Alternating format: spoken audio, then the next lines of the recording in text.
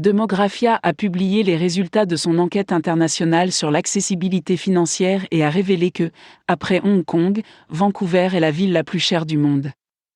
Quel est le facteur le plus important dans cette enquête ? L'immobilier. Le prix médian d'une maison à Vancouver s'élève à un peu moins de 680 000 €. Ils ont ensuite comparé ce chiffre au revenu médian moyen et les résultats sont légèrement déprimants. Le prix des maisons dans la ville est 10,3 fois supérieur au revenu moyen de la région de Vancouver.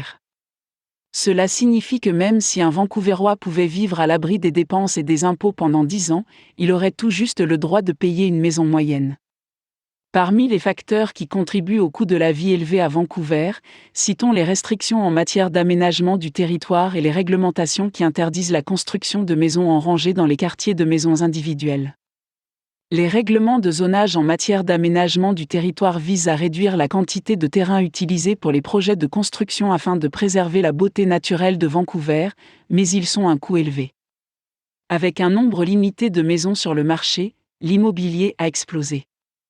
La famille canadienne moyenne ne pourrait jamais s'installer à Vancouver, simplement en raison du manque de biens immobiliers et du coût de la vie extrêmement élevé.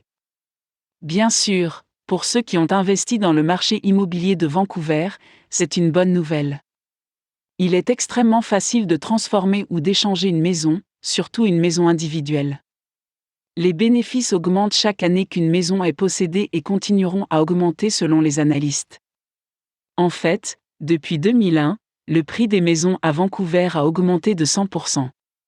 Ce chiffre peut en effrayer certains, mais comme dans la plupart des grandes villes, la nouvelle est accueillie favorablement par les hauts responsables.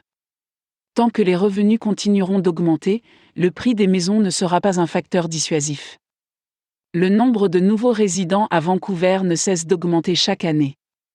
Au cours des 3 prochaines décennies, la ville devrait connaître une croissance de plus de 300 000 résidents.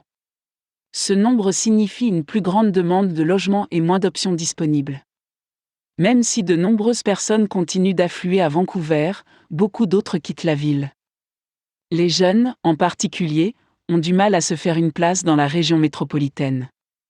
En fin de compte, cependant, l'immobilier est toujours en plein essor et les chiffres ne devraient qu'augmenter d'année en année. Seul le temps nous dira si le prix de la vie à Vancouver reviendra un jour à des niveaux raisonnables.